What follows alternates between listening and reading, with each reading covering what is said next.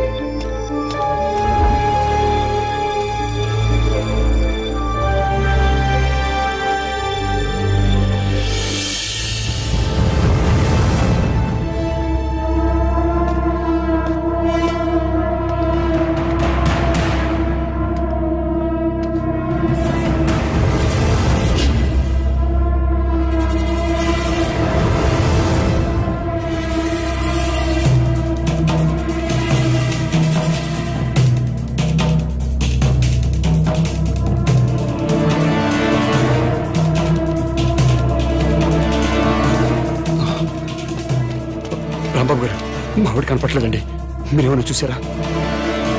శంకరరావు గారు, మా ఆవిడ కనపట్లేదండి, మీరేమైనా చూసి రండి. మహేష్ గారు,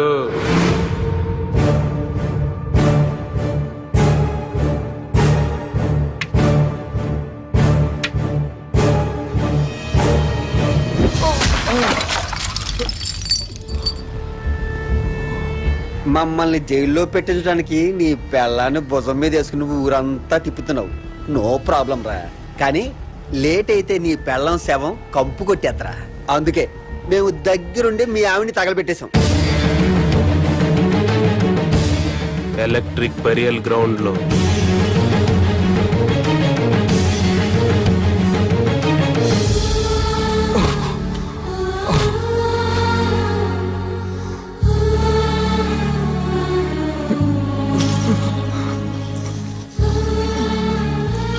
ఆడి చేయండి రా పాపం. ఒరే,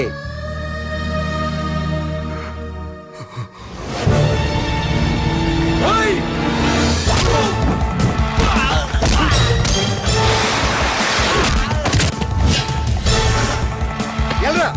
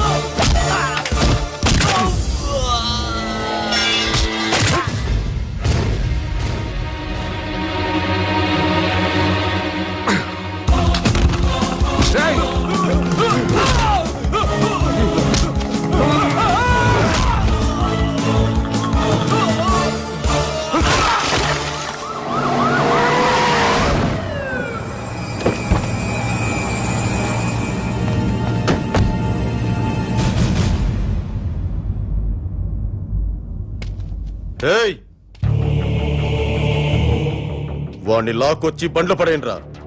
దేనికి సార్? షూట్ చేసి పారేస్తున్నా కొడక్కు. పబ్లిక్ గా మర్డర్ చేసి ఇంకా అమాయకంగా మాట్లాడుతున్నావా? నా భార్యను చంపేశారని రిపోర్ట్ ఇస్తే పనిచేయని చట్టం నేను మర్డర్ చేస్తే నన్ను అరెస్ట్ చేయడానికి ఎలా పనిచేస్తుంది సార్? నేను ఈ రాష్ట్ర పౌరుణ్ణి కాదు, భారతీయుణ్ణి కాదు. అలాంటప్పుడు మీ భారతీయ చట్టాలు నాకు వర్తించవని తెలియదా సార్?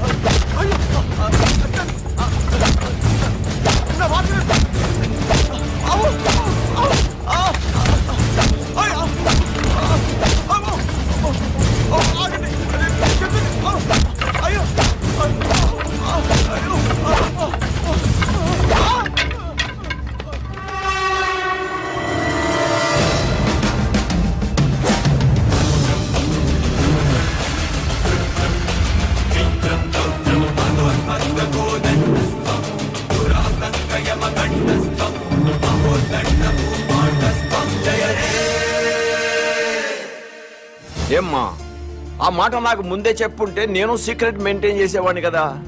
సొసైటీ మీద మీ ముగ్గురికైనా ప్రేమ నాకు లేదనుకుంటున్నావా? Thank you daddy. ఒకసారి ఫోన్ మహేష్కి ఇవ్వమ్మా.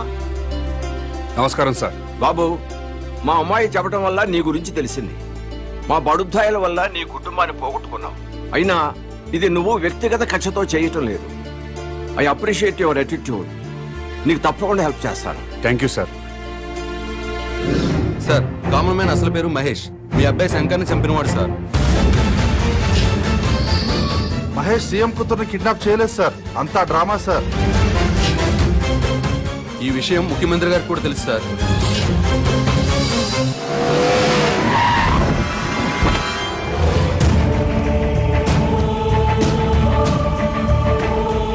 భగవాన్ గారు, మీ ఓటు ఎవరికండి? ఈ ఎలక్షన్స్ 3 రోజుల ముందు తిరుపతి వెళ్తాం. ఈ ఎలక్షన్స్ అయ్యేంత వరకు అక్కడే ఉండి తిరిగి వచ్చాక సీఎం ఎవరెవరో టీవీలో చూస్తాం. ఆకలిస్తే భోజనం చేసి పడుకుంటాం.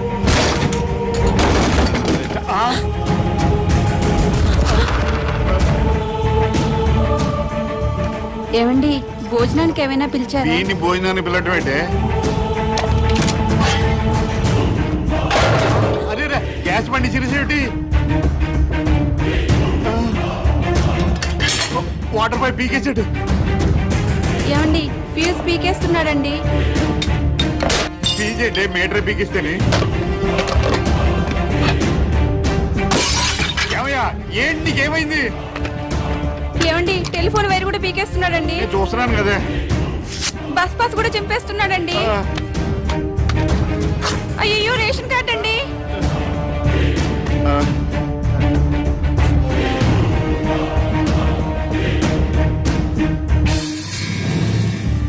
మీరెప్పుడు ప్రభుత్వం ఇచ్చే గ్యాస్ కనెక్షన్ వాడడానికి వీల్లేదు. కార్పొరేషన్ ఇచ్చే మంచినీళ్లు తాగడానికి వీల్లేదు. డ్రైనేజ్ సిస్టమ్ వాడడానికి వీల్లేదు. ఆర్టీసీ బస్ పాస్ వాడడానికి వీల్లేదు. రేషన్ కార్డు వాడడానికి వీల్లేదు. బిఎస్ఎన్ఎల్ ఫోన్ వాడడానికి వీల్లేదు. ఏ ఎందుకు వీలేదు? మేమేం తప్పు చేశాం?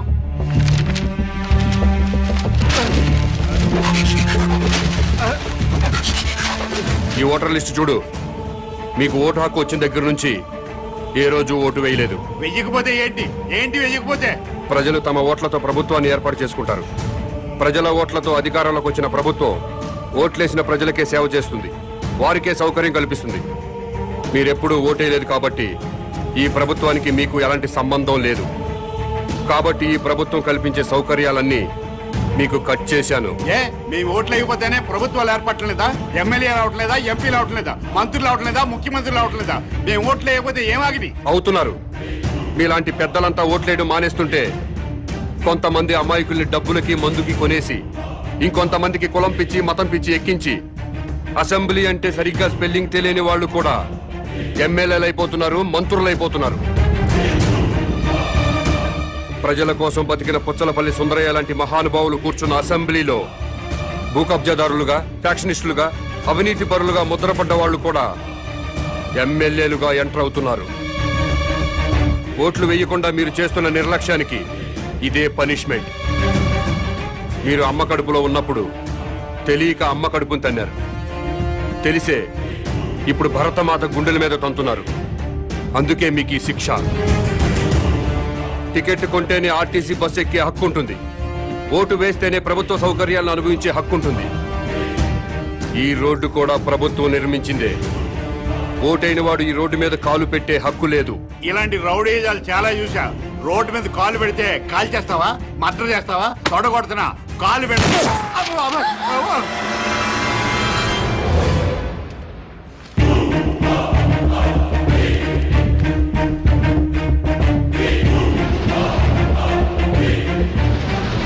ఎలక్షన్ టైం వస్తే చాలు ప్రతి ఓడు ఇంటికి రావడం, తలుపులు కొట్టడం, దండాలు పెట్టడం, మాకే ఓటేయండి అని అడగడం, ఆ తర్వాత మేము క్యూలో నిల్చోవడం, ఓటేయడం, ఇవన్నీ మాకెందుకండి?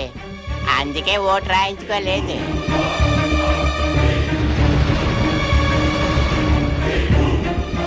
ఏ దేశం మీది?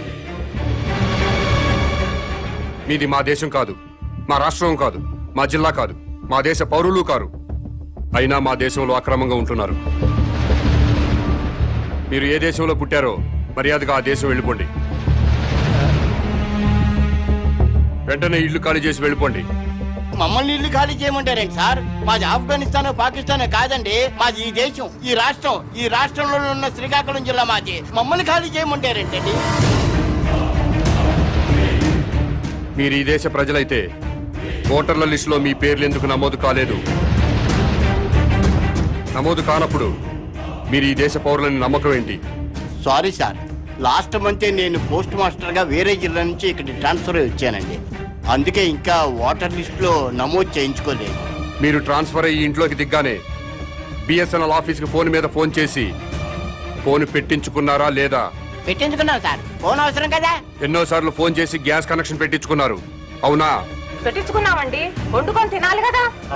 ఫోన్ మీద ఫోన్ చేసి కేబుల్ టీవీ కనెక్షన్ పెట్టించుకున్నారా లేదా? పెట్టించుకున్నామండి, పిల్లలు టీవీ చూడాలి కదా. ఒక్కసారైనా మున్సిపల్ ఆఫీస్కి ఫోన్ చేసి ఓటర్ లిస్ట్ లో మా పేరు నమోదు చేయండి అని అడిగారా? అడిగారా లేదా? Sorry sir. కాబట్టి మీరు ఈ దేశ పౌరులు కాదు.